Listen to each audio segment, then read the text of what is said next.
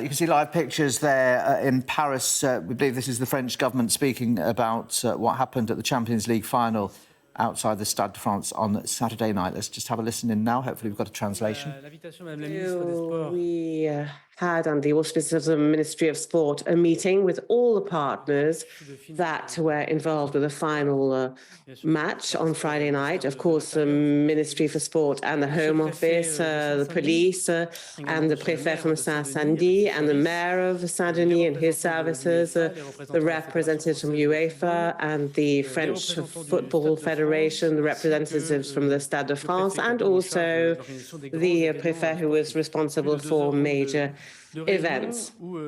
So we had a long meeting where we had exactly the same interpretation with regard to what actually happened. We're going to explain it to you. So first of all, with the Minister, I would like to express our regrets with regard to the organization of this final, because some people were not able to see the whole of the match. And of course, I deplore also the errors that took place before this football match. First of all, I'd like to remind you that this match was organized at the Stade de France, and the decision was made 3 months ago after the geopolitical situation in Moscow. And normally it takes a very long time to organize a match of this size. So 3 months for the Stade de France and for the French Football Federation were asked to do this, carried out this match.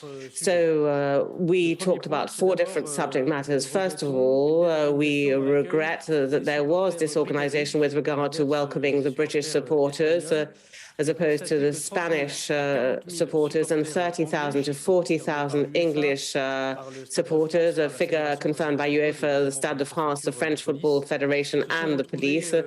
They found themselves at the Stade de France with tickets or with fake tickets, and we saw that in public transport, the organisation of more than 40% or more that took public transport to come to the Stade de France, 70,000 took urban transport, and normally you know how many people go to the stadium, and 6,000 by coach and other forms of transport. So the presence of these 30,000, 40,000 British supporters, sadly, is already known in Madrid during the final match in 19, where there were already some issues in Madrid. And then to that was added that there was, in fact, the strike of the RERB. So many of the Spanish supporters had to take the RERD, and they had to go out from a narrow exit, and so therefore that gave extra difficulties, and we'll come back to that. At 2100, when the match was supposed to start, 97% of the Spanish supporters were present. The Spanish and the English had 20,000 spaces each. At 2100, only 50% of the British supporters had got into their section, which does show the difficulty that arose, and only arose from the entrance relating to the Liverpool supporters, and not the other entrances, the Spanish supporters and the rest of the spectators. What was noted, there was massive fraud at an industrial level and organisation of fake tickets, because the pre-filtering by the Stade de France and the French Football Federation thought that 70% of tickets were fake tickets coming into the Stade de France. Once going through the pre-filtering stage, it was also noted that 15% of fake tickets also were after the first filtering. In other words, more than 2,600 tickets were confirmed by UEFA of non-validated tickets, even though they'd gone through the first filtering. The massive presence of these fake tickets, of course, was the issue that meant that there were delays 3 times. 3 times the beginning of the match was delayed. And now I'd like to hand over to the Minister, and I'd like to thank the forces of law and order, but also those who worked in the state, because they were very calm and they were able to avoid drama. And so thank you for organising the pre-filtering, but lifting it when there was too much pressure to avoid a drama. And that was a decision that was made by the Préfecture to obviously avoid any kind of deaths or people who were seriously injured. And I see lots of things in the media and on social networks with regard to arrests. There were 29 arrests that took place within the Stade de France, and more than half of those arrests were British supporters because they'd intruded inside the Stade de France. Now, I hand over to the Minister. Madam Minister. Thank you very much. Thank you, Minister. Thank you for this very detailed debriefing of these two intense 2 hours. And I'd like to thank all the stakeholders for being transparent. And after all, it was a very serious event. But everyone wants to ensure that this will never happen again. But at the same time, because of course, there is pain. We mustn't forget that this match was able to be played nevertheless under conditions that were satisfactory, which meant that there was a winner. And there were not any seriously injured people, no victims, and they dispersed calmly. And there was no violence between supporters. And in relation to your very detailed presentation, the only thing I'd like to add is that this statement by UEFA of 2,500 tickets that weren't real tickets, some people had bought a ticket and were deprived of a match. And of course, we'd like to say how sorry we are to all those people, because their Saturday night experience was completely spoiled. 2,700 people, and we asked UEFA, who said that those people should be identified and they could be compensated soon, and to try to overcome their frustration. I believe that what I would also like to add is the next stages. What's going to happen?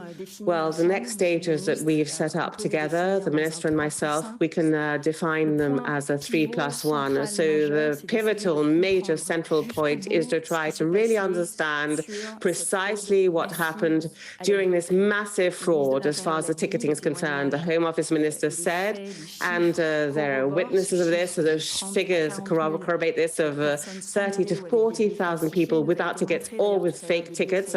And we saw some fake tickets, and we can see they're professional because those tickets look incredibly like normal tickets. And of course, that meant that some controls, of course, didn't notice it. But on that particular point, we really want to be able to, above and beyond the inquiry from the prosecutor Bobigny and also the police, we want there to be a very detailed, in-depth inquiry with UEFA to see what happened, why this happened, and how and to what extent. UEFA certainly heard our request, and now we're waiting for this rapid setting off of this inquiry. And the second aspect is that I asked my services, and I asked the Préfet Michel Dago, which is an interministerial department for sports events. I asked him to gather together in a transparent way and as exhaustively as possible all the analyses that were mentioned this morning, so that within 10 days we are able to know precisely what happened, so we can shed light on all the aspects that we knew from our side with regard to what happened.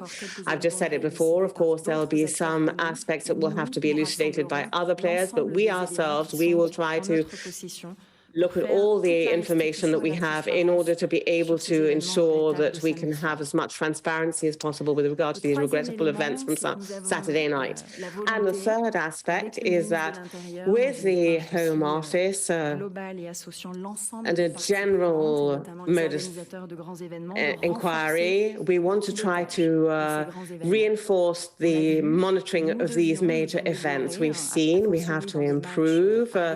We've got to improve improve in risky matches certain aspects with regard to managing the flows, especially with regard to the zones. First filtering, second filtering, and we've got to make sure that we look at electronic ticketing as closely as possible so that we can actually avoid fraud as far as the ticketing is concerned. And that's something that's absolutely essential.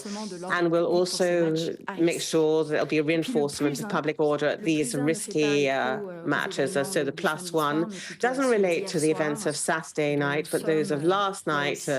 And once again, there we are absolutely really upset to see in which supporters behaved badly. So with Gerald Darmanin and Éric Dupond-Moretti, we want to work together, sports, justice, Home Office, and we want to look at this fight against the supporters behaving badly in the area of football. And we want to make sure that we are firm, but at the same time to have faith in the strength of dialogue, and also with the National Division in the fight against hooliganism, but also working with the associations of supporters. We want to reactivate this dialogue. We want to reactivate this reflection to make sure that the foot that we love so much, that gives rise to passions, doesn't give rise to bad behaviour. Thank you very much for your attention.